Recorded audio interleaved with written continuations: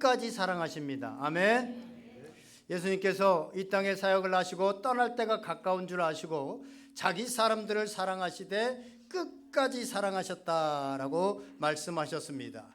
끝까지 사랑하시면서 하신 행동이 두 가지, 마지막 6월절에 하신 행동이 두 가지입니다. 하나는 성만찬을 행하셨고 또 하나는 제자들의 발을 씻는 세족식을 하셨습니다.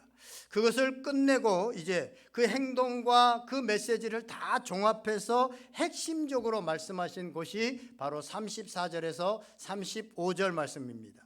우리 다시 한번 34절, 35절 읽어보겠습니다. 시작. 새 계명을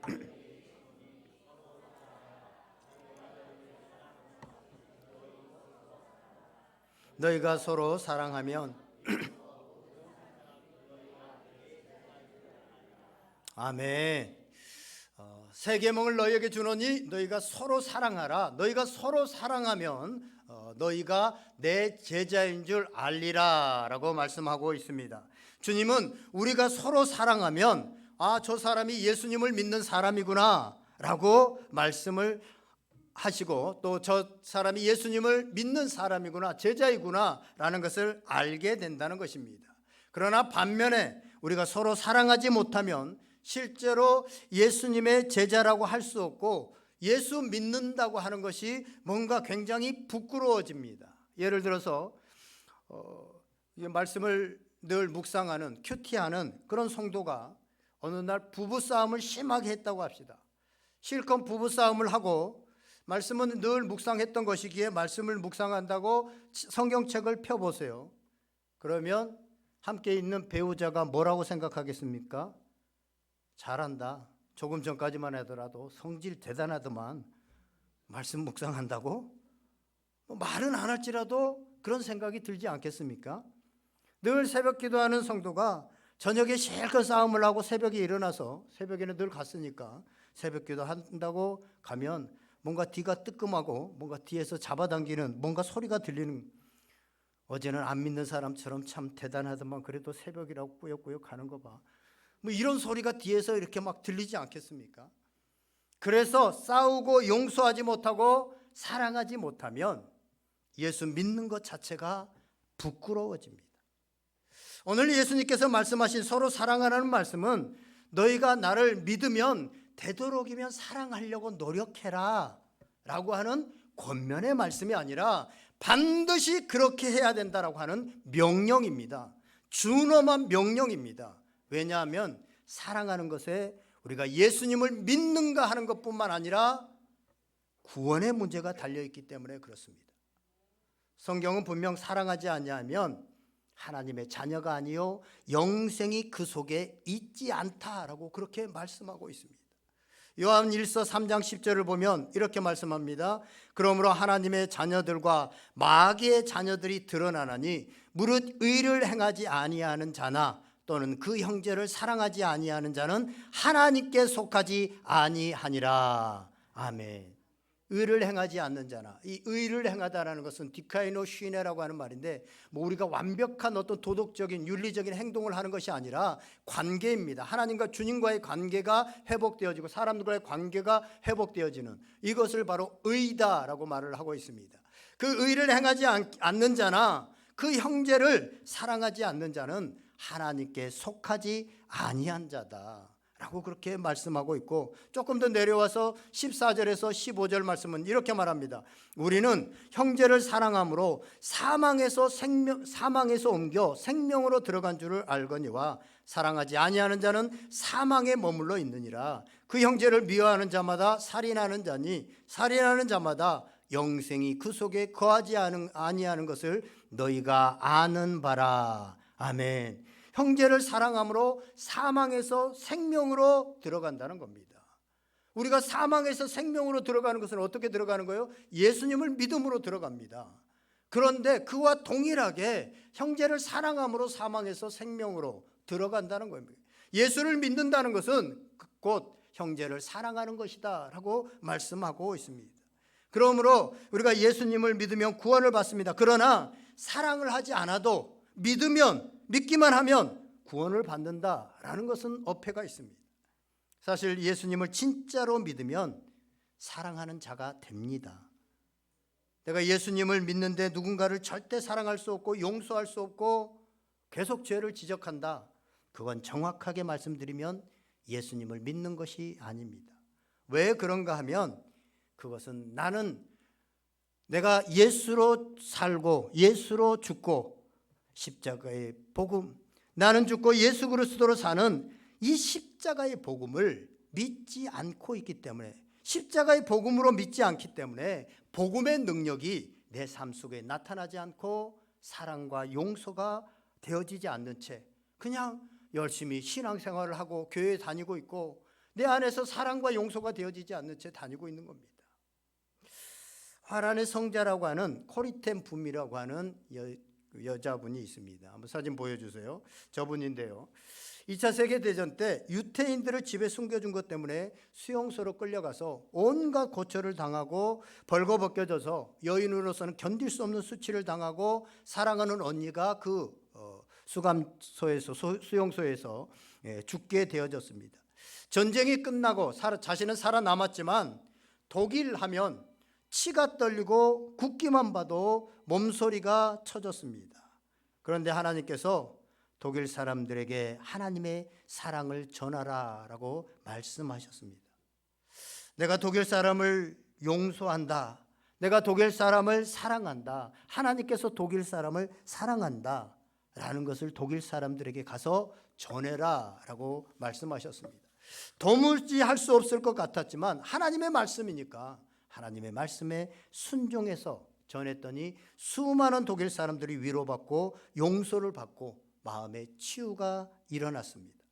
그런데 어느 집회에 들어갔는데 이제 집회 끝나고 사람들이 자신에게 인사도 하고 이제 만나고 악수도 하려고 쭉 인사하고 줄을 섰는데 저기를 보니까 도저히 잊을 수도 없고 잊혀지지도 않는 감옥에서 자신을 가장 심하게 고문했던 간수가 자기에게 인사하려고 그 대열에 서 있는 것입니다. 그때 순간적으로 감옥에서 죽어갔던 그 사랑하는 언니의 모습이 떠오르면서 그런 책에 이렇게 썼습니다. 그 사람을 보자 피가 거꾸로 솟구쳐 오르면서 하나님, 저 사람만은 용서할 수가 없어요. 그때 하나님이 큰 소리로 용서해라 라고 말씀하셨고, 저는 아니요, 저 사람만은 안 돼요. 저 사람만은 용서할 수 없어요. 그렇게 외쳤다. 하나님은 나에게 그때 나는 내가 용서할 마음이 있는지 없는지 네 마음을 묻고 있는 것이 아니다. 이것은 나의 명령이다. 용서해라. 그 순간 나는 내 힘으로 용서할 수 없었지만 용서하지 않을 수 없었습니다. 왜냐하면 그것은 하나님의 명령이었기 때문에 그렇습니다. 그러는 사이에 그 간수가 점점 내 앞에 섰고 우리는 서로를 알아보고 그가 놀래서 뒷걸음치기 시작했습니다. 나는 그의 팔을 끌고 그를 와락 끌어 안았습니다. 그리고 하나님이 당신을 사랑하십니다. 나도 당신을 용서합니다 라고 고백했습니다. 그랬더니 하나님의 놀라운 평화와 임재를 경험하게 되어졌고 전쟁의 상처, 아직 치유되지 못했던 마음, 이런 것들이 치유되어지고 새로운 삶이 시작되어졌습니다 라고 고백합니다. 오늘 보면은 예수님은 우리가 서로 사랑해야 되는데 어떻게 사랑해야 되느냐, 그 기준을 얘기하고 있습니다. 내가 너희를 사랑한 것 같이 너희도 사랑하라. 왜 이것이 새 계명이냐? 바로 이것입니다. 내가 너희를 사랑한 것 같이. 예수님 성경의 구약에서도 계속 사랑하라는 말은 있습니다. 그러나 내가 너희를 사랑한 것 같이, 이것이 새 계명입니다. 예수님이 제자들을 어떻게 사랑했습니까?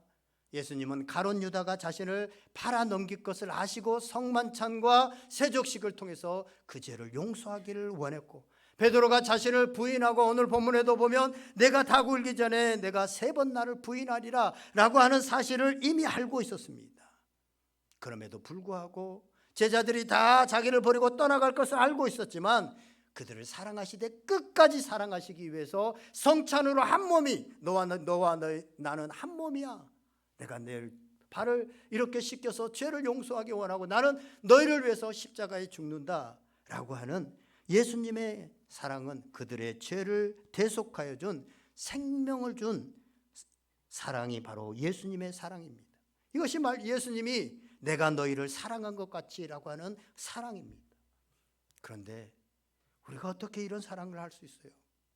원수도 사랑하고 배신자도 사랑하고 나에게 해를 끼친 사람도 사랑하고 나에게 미운 말을 하는 사람도 사랑하고, 이런 사람을 어떻게 사랑할 수 있습니까? 그리고 이런 사랑을 하는 사람만이 예수님의 제자요, 예수님을 믿는 사람이라고 한다면 누가 예수님의 제자고 누가 예수님을 믿는 사람이 될 수 있겠습니까?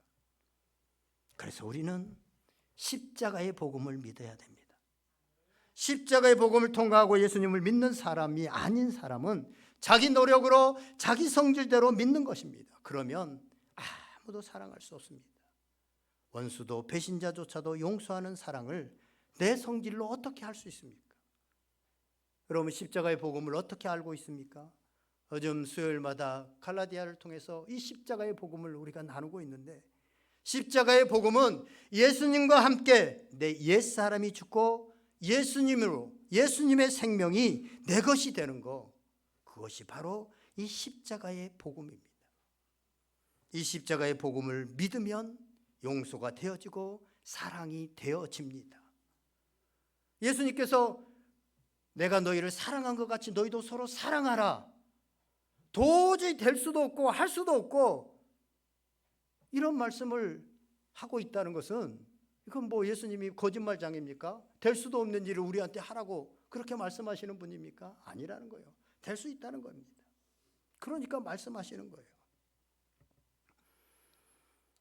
우리가 십자가의 복음을 믿고 십자가의 복음을 통과하고 예수님을 믿는 사람은 자기의 노력이 아니라 자기 성질대로가 아니라 예수 그리스도가 우리 가운데 생명으로 나타나기 때문에 사랑하게 되어지고 용서가 되어지더라는 것입니다.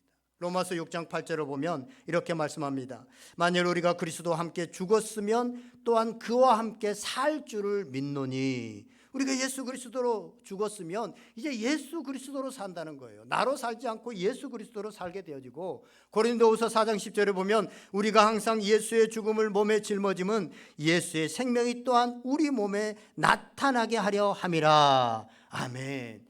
우리가 예수 그리스도와 함께 죽으면, 그리고 그 죽음을 우리 몸에 짊어짐은 예수 그리스도의 생명이 우리 가운데서 계속 나타나게 하려는 것입니다.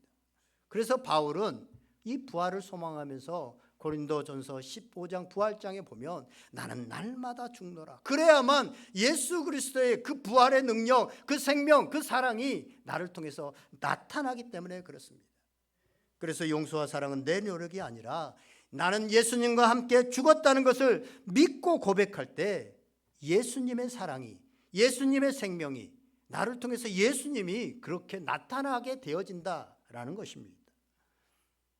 또 하나, 사랑하라는 말이 새 계명인 이유는요, 서로 사랑하라라는 것입니다. 서로 사랑하라. 혼자만 사랑하지 말고 서로 사랑하는 겁니다. 우리 흔히 이런 말들을 해요. 제가 사랑을 받아보지 못해서 잘 사랑하지 못합니다. 그래요. 우리가 많이 사랑을 받아본 사람이 사랑할 수 있습니다. 그래서 우리 아이들, 자녀들에게 사랑을 많이 주십시오라고 말을 하잖아요. 사랑을 받지 못한 사람은 사랑하기가 힘듭니다. 어떻게 사랑할지도 잘 몰라요. 아마 우리 세대들 많이 사랑을 받지 못했기 때문에 그런 분들이 많이 있을 것입니다. 사랑을 받지 못하면 사랑의 관계를 서로 사랑하라고 하는데 관계를 어떻게 맺는 것인지도 잘 몰라요. 제가 목회를 하면서 가장 어려운 경우들이 어떤 거냐면, 제가 이렇게 서로 사랑하라고 해서 목회자로서 뭔가 좀 꺼리낌이 있고 힘들고 이런 분들을 제가 가서 기도해 주겠다거나 뭐 식사 같이 좀 하시죠 하겠다는가, 신방하겠습니다라고 해도 거부하는 경우, 이러면 어떻게 이렇게 사랑의 관계를 참 맺기가 힘듭니다. 예수님께서는 오늘 일방적인 사랑이 아니라 서로 사랑하라라고 말씀하고 있습니다. 이 십자가의 복음이 정말 중요한 이유는, 십자가의 사랑은요, 생명을 건 사랑입니다. 그 사랑을 내가 받았다는 사실을 깨닫게 되고 믿게 되면 사람에게서 사랑을 받지 못했을지라도, 비록 부모님과 다른 사람들에게 사랑을 받지 못했을지라도 그 사랑으로 충만하게 되어져서 서로 사랑할 수 있는, 사랑을 받아들이고 사랑할 수 있는 그런 존재가 되어집니다. 우리가 서로 사랑하지 못하는 이유 가운데 하나는요, 이 사랑을 받아들일 줄 몰라서 사랑을 받기를 힘들어해요. 어떤 사람들이 왜 사랑을 받지를 못하느냐면 사랑을 받으면 내가 뭔가 열등하다고 생각을 해요. 내가 굳이 너의 사랑을 안 받아도 나는 되는 존재야 라는, 뭔가 사랑을 받는다고 하는 것은, 뭔가 도움을 받는다고 하는 것은 내가 열등하다는 생각 때문에 사랑을 잘 안 받으려고 해요. 또 하나는 좀 교만하기 때문에 그래요. 네가 기도해 주지 않아도 네가 나를 도와주, 나는 충분히 신앙생활을 할 수 있고 나는 이 어려움을 극복해 나갈 수 있어 라고 하는 이 교만들이 내 안에 있기 때문에 잘 받지 못하는 경우들이 많이 있습니다. 사랑은 사실은 받아야 사랑이 되어지는 거예요.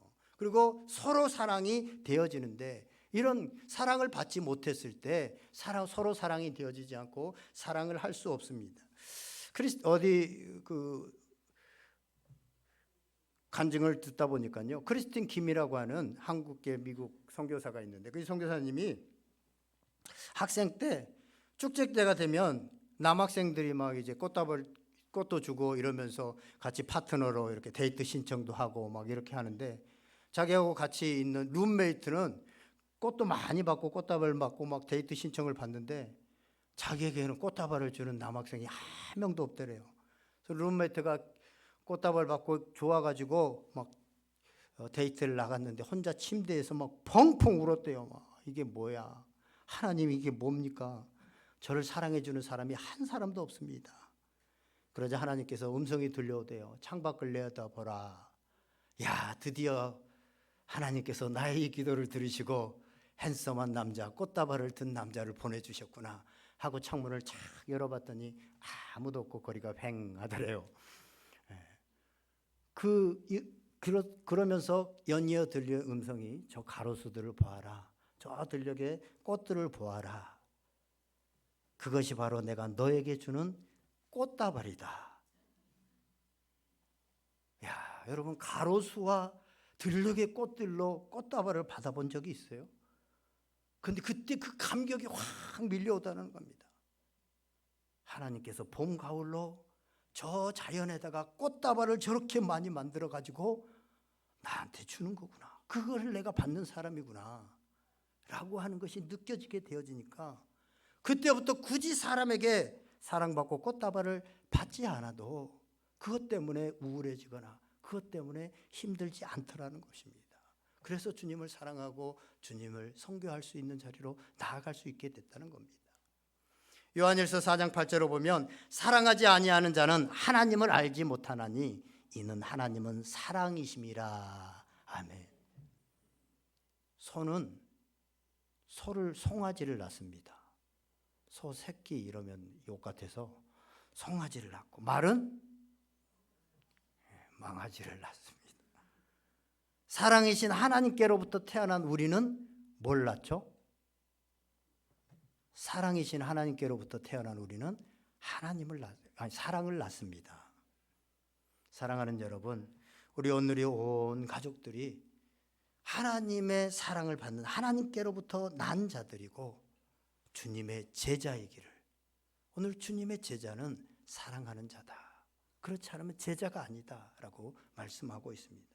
제자이기를 주님의 이름으로 간절히 축원드립니다. 또한 우리가 교회를 세우고 믿음을 세우고 복음 전도함에 있어서도 이 사랑은 너무나도 중요합니다. 그동안 우리 교회들이요, 복음 전도를 하면서 주로 하나님의 말씀, 복음을 우리 개인이 이 말씀을 전하든지 아니면 간증을 하든지 아니면 설교자와 또 선포를 통해서 대중 전도를 해왔습니다. 그러나 이것만을 말한다면 전도에서 한 중요한 원리들을 우리가 빠뜨리고 있는 것입니다. 사실요, 우리가 전하는 복음은 믿지 않는 사람들이 듣기에 어떻게 들으면 굉장히 거북합니다. 왜냐하면 예수님을 믿어야만 구원을 받는다, 예수님 외에는 다른 길이 없다. 믿지 않는 사람들은 뭐 그런 독선이 어디 있어. 예수님 외에 다른 종교는 다 지옥 간다. 이거 사실이잖아요. 진리잖아요. 그런데 이걸 전하면 사람들이 싫어하고 핍박합니다. 독선적이라고 합니다. 왜 그러냐면 그 안에 사랑의 하나님을 보여주지 않고 이 기독교 진리만을 주입식으로 얘기하면 그것은 굉장히 독선적인 것이 될 수도 있습니다. 그런데 우리가 세상 사람들에게 이 하나님의 사랑, 이 하나님의 사랑을 가장 잘 보여줄 수 있는 게 뭐냐? 그 방법이 뭐냐? 요한일서 4장 11절에서 12절은 이렇게 말합니다. 사랑하는 자들아, 하나님이 이같이 우리를 사랑하셨은즉 우리도 서로 사랑하는 것이 마땅하도다. 어느 때나 하나님을 본 사람이 없으되 만일 우리가 서로 사랑하면 하나님이 우리 안에 거하시고 그의 사랑이 우리 안에 온전히 이루어지느니라. 아멘. 하나님의 계획은 성도들이 사랑하는 것을 통하여서 하나님의 사랑, 하나님이 사랑이신데 그것을 세상에 나타내고 보여줄 수 있게 하신 거예요. 교회라는 공동체를 세우신 목적도 마찬가지입니다. 우리가 교회를 통해서 서로 사랑하는 것을 통해서 세상 사람들이 하나님은 저런 분이시구나, 사랑이시구나 라는 것들을 볼 수 있게 하기 위해서 교회라는 것을 세웠습니다. 그래서 예수님께서 승천하시고 성령을 통해서 처음 교회를 세웠을 때 교회의 모습은 예수 그리스도의 부활을 증거하기도 했지만, 우리에게 생명이 있음을 담대히 증거하기도 했지만, 그 공동체 자체가 서로 떡을 떼며 서로 가르침을 받으며 서로 위해주며 물건을 통용하며 이런 사랑의 공동체가 되어졌습니다. 그러면서 초대교회가 놀라운 부흥이 일어나게 된 것입니다. 그 중에 빌레몬서에 보면 빌레몬이라고 하는 사람이 오네시모, 이 오네시모라고 하는 종이 있는데, 이 종이 뭔가 빌레몬에게 잘못을 하고 주인에게 잘못을 하고 도망을 가버렸어요. 도망갔는데 그 도망간 자리에서 바울을 만납니다. 그리고 복음을 믿게 되어집니다. 종인 오네시모가 복음을 받고 이제 예수 그리스도를 믿게 되어지고, 그리고 주인이었던 빌레몬도 바울에게서 복음을 듣고 예수 그리스도를 믿습니다. 그래서 바울이 편지를 보내죠. 오네시모가 예전엔 너희 종이었지만 지금은 예수 그리스도를 믿고 한 형제다. 그러니 형제로 받아주어라 라고 얘기를 합니다. 당시에 종이 주인에게 뭔가 해를 끼치고 도망갔다, 종이 도망갔다, 이건 무조건 죽여도 됩니다. 종은 인권이 없기 때문에 그냥 죽여도 아무 상관이 없습니다. 그런데 그 종인 오네시모를 빌레몬이 받아줍니다. 그리고 나중에 보면 오네시모는 감독이 되어지고 기독교적으로는 더 어떻게 보면 더 위의 위치에서 일들을 하는 이런 사람이 되어집니다. 이것을 사람들이 보고 있습니다. 예수 믿는 거라는 게 뭔가, 종을 저렇게 자기에게 해를 끼치고 도망간 종을 받아줄 수 있는, 저게 예수 믿는 거구나. 초대 시대를 살아갔던 사람들이 예수 믿는 것이 저런 거구나 라고 하는 것들을 받아들이면서, 나도 저런 공동체에 가서 나도 이 힘들고 어려운 것들을 살아가는데 위로받고 싶고 힘을 얻고 싶다라고 하는, 사랑의 공동체에 속하게 싶다라고 하는 생각을 하면서 믿게 됩니다. 그러나 여러분, 오늘날 우리 교회가 사랑을 잃어버리고 서로 시기하고 질투하고 비난하고 다투는 모습들이 교회 안에 공동체 안에서 시작되면서 교회 공동체가 세상 사람들로부터 칭찬을 받는 대신에 비난을 받고 교회 성당도 성숙도 멈춰버리게 되어졌습니다. 지금 오히려 이단들, 거짓 종교들이 오히려 거기에 많은 사람들이 갑니다. 왜 그렇습니까? 거짓 종교나 이단에 빠지는 이유도 사랑에 목말라 있던 사람들이 이단이 베푸는 그 거짓 사랑에 유혹되어서 거짓 종교 이단에 빠져들고 있습니다. 실제로 표면적으로는 이단들이 교회보다 훨씬 더 큰 사랑을 품는 사람들처럼 보이고 그렇게 보입니다. 그래서 이단인 줄 알면서도 빠지게 되는 겁니다. 저희 지방에서 같이 목회하는 목사님이 어느 날 저하고 이렇게 얘기를 하다가 고민을 얘기하더라고요. 자기 동생이 신천지에 빠졌대요. 근데 아무리 얘기를 해도 오빠가 목사인데 거기 이단이야. 그리고 뭐 얘기들을 해도 안 된대요. 어떻게 하면 좋겠냐고 그러더라고요. 그 동생도 다 압니다. 신천지가 이단인 거. 그런데 거기서 해주는 그 사랑, 거기서 자기가 받고 있는 그 어떤 촉촉함, 이런 것 때문에 빠져나오기 싫은 겁니다. 나오기 싫은 겁니다. 이 세상에 많은 문제들이 있는데 해결책도 정치나 경제가 아닙니다. 우리 대통령이 바뀌면 뭐가 세상이 살기 좋아지고 행복지수가 높아지고 그럴 것 같지만, 우리는 늘 대통령 선거 때마다 기대를 하지만 또 바뀌어도 그 모습이고 또 바뀌어도 더 악화가 되어지고, 정치나 경제가 아니라 결국은 사랑입니다. 그러나 믿지 않는 사람들은 예수님의 사랑을 알 수 없기에 그러한 사랑을 가질 수 없고 보여줄 수 없습니다. 오직 사랑이신 하나님의 형상을 회복한 사람만이 보여줄 수 있는 것이 바로 이 사랑입니다. 그래서 성경은 믿지 않는 사람들과 같이 사랑의 관계, 서로 사랑하는 것은 힘드니까 하나님의 형상을 회복한 예수 그리스도를 믿는 너희들끼리, 오늘 너희가 서로 사랑하라라고 하는 것은 1차적으로는 예수님의 제자들이거든요. 너희들이 서로 사랑하라.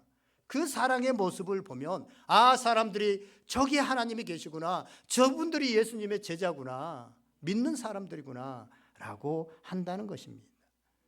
역사 이래 어떤 정치 권력이나 국가나 회사도 영원하지 못합니다. 그러나 가장 보잘것없고 나약해 보이는 가정, 교회 공동체는 계속해서 이어지고 있습니다. 권력이 없고 어떤 경제적인 물질적인 것들이 없음에도 불구하고 교회가 계속, 가정이 계속 이어지는 이유는 바로 사랑입니다. 사랑.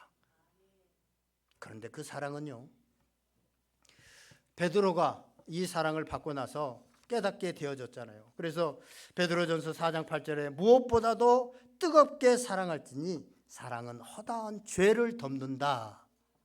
사랑이 그렇게 어렵게, 굉장히 추상적이어서 어렵고 예수님의 그 십자가의 죽으심까지 사랑하라고 하니까 우리는 뭐 도저히 감당할 수 없는, 그렇게 생각하지만요, 베드로는 이걸 알고 간단하게 허다한 죄를 덮는 거다. 여러분, 금방 제가 가정과 교회는 계속해서 유지되어졌다. 그 딱 하나의 원리가요, 죄를 덮는 겁니다. 가정에 제가 우리 부모님 앞에 지금까지 자라오면서 살아오면서 얼마나 많은 죄를 지었어요. 어려서 거짓말을 한 것부터 시작해서 참고서 사겠다고 해가지고 어디 가서 PC방에 가서 놀았던 거, 지금 찔리는 사람 몇 분 있을지도 몰라요. 그런 것부터 시작해서 얼마나 많은 그 죄를 다 부모님이 낱낱이 너 이런 죄 지었지 지적하고 했으면 나는 가족의 일원이 되지 못합니다. 그런데 때로는 몰라서도, 때로는 알고도 우리 부모님이 덮어줬기 때문에 가족이 일원이 되어졌고, 우리 부모님의 죄를 우리가 머리가 커서 이제 달라서 다 지적하면 더 이상 우리 부모 못합니다. 그런데 때로는 부모님이기 때문에 덮고 용서하고, 그럴 때 가정이 되는 거잖아요. 교회도 마찬가지입니다. 교회가 어떤 교회가 은혜롭고 어떤 교회가 계속해서 유지되는 교회입니까? 서로 잘못이 있고 허물이 없는 사람이 어디 있어요? 죄가 없는 사람이 어디 있어요? 그걸 덮고 그걸 보면 내 죄다, 내 몸이다 라고 기도하는 교회는 계속해서 가고 은혜가 넘칩니다. 그런데 목사님이 이러이러했다, 장로님이 이러이러했다, 어느 권사님이 이러이러했다 라고 그게 계속 퍼져나가는 교회는 세상의 국가나 회사와 똑같습니다. 회사나 국가는 어떻게 해요? 누가 죄를 지으면 정치권 보세요. 뭐 이만큼한 죄를 이만큼 크게 부풀려 가지고 막 하니까 다 나가 떨어지잖아요. 어떻게든 상대를 쓰러뜨려야 되잖아요. 회사도 어떻습니까? 내가 올라가려고 하면 상대방의 그 잘못했던 거, 실수했던 거, 이런 것들을 막 부각시켜야 되잖아요. 그래야 내가 진급하고 올라갈 수 있잖아요. 그래서 깨어지는 겁니다. 그러나 가장 연약해 보이는 이 가정, 가장 연약해 보이는 교회가 계속해서 지켜질 수 있는 것은 바로 이 사랑으로 덮는 겁니다. 그래서 사랑은 허다한 죄를 덮는 것에서부터 시작된다고 하는 사실입니다. 사랑하는 여러분, 가장 약해 보이나 가장 강한 것이 바로 사랑의 힘입니다. 사랑은 신비약입니다. 여러분, 연애할 때 기분들을 다 잊어버렸는지 모르겠지만 여러분들 누군가를 사랑할 때 생각해 보세요. 그 사람만 생각하면 내 안에서 막 힘이 솟아나고 먼 길도 마다하지 않고 막 달려가고 생기가 돌고, 헌신을 하면서도 그게 헌신이라고 생각하지 않고 그 사랑 앞에서는 막 최선을 다해서 뭔가를 보여주려고 하고 그렇습니다. 그래서요, 우리가 신앙이 침체될 때, 삶의 에너지를 잃어버렸을 때, 많은 생각을 하고 과거에 내가 이런 것들을 잘못했기 때문에, 아니면 뭐 돈이 없기 때문에 이런 것들을 생각하고 고민한다고 해서 내 신앙이 다시 회복되어지지 않고 삶의 에너지가 회복되어지지 않습니다. 언제 우리가 이 무력감과 우울과 영적인 침체에서 회복될 수 있느냐? 그건 여러분 사랑할 때입니다. 여러분들 사랑할 때 생각해 보세요. 그때 돈이 없고 청년 때 뭐 직장도 변변치 않고 그런데 누군가를 뜨겁게 사랑하고 있고 있으면 그 사람을 생각하고 있으면 그 사람을 만날 거라고 생각하면 가슴이 뛰고 막 생기가 돋고 없던 힘도 얻고 한번 직장에 도전해 봐야 되겠다라고 하는 이런 생각도 들게 됩니다. 우리 삶의 좌절과 실패, 내 속에 우울감과 무력감, 영적인 침체가 있다면 누군가를 사랑할 때 치유되고 새로운 힘이 솟아나게 된다는 것입니다.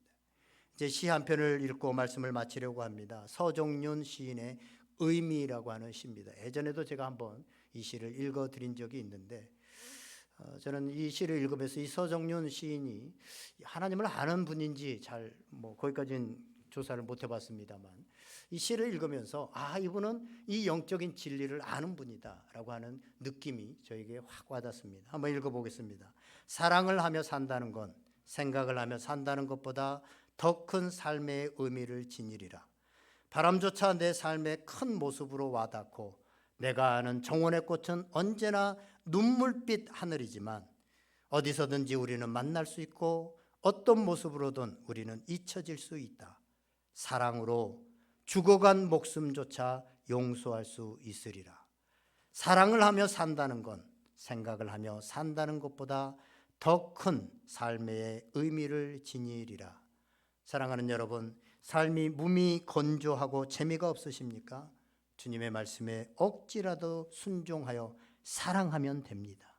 신앙의 침체기가 왔습니까? 주님을 사랑하면 됩니다. 교회가 부흥하고 교회 생활에 기쁨이 넘치시기를 원합니까? 교회의 지체를 사랑하면 됩니다. 진리는 대단한 철학이나 어떤 사상 속에 있지 않습니다. 어린아이를 사랑하며 그를 품에 품고 있는 엄마의 품, 그 품에 설명할 수 없는 그 진리가 그 안에 있다고 하는 사실을 여러분들 믿으시고 오늘 예수님의 제자가 되어지는 이런 은혜가 있기를 주님의 이름으로 간절히 축원드립니다. 기도하겠습니다. 오늘 말씀 생각하면서 우리 한번 기도합시다. 정말로 믿는 것과 사랑하는 것은 같은 것인데 우리의 힘으로는 그렇게 할 수 없습니다. 예수 그리스도의 십자가의 복음을 우리가 믿을 때, 믿고 우리가 고백할 때 우리 속에서 예수님의 사랑이 드러나게 되어집니다. 예수님이 하시는 오늘 이 말씀, 성령님께서 여러분한테 들려주시는 말씀, 그래서 정말로 그 사랑으로 살아가길 원하고 내가 사랑하는 자로 정말 활기 있고 생기 있게 그렇게 인생을 살아갈 수 있게 하여 주시옵소서.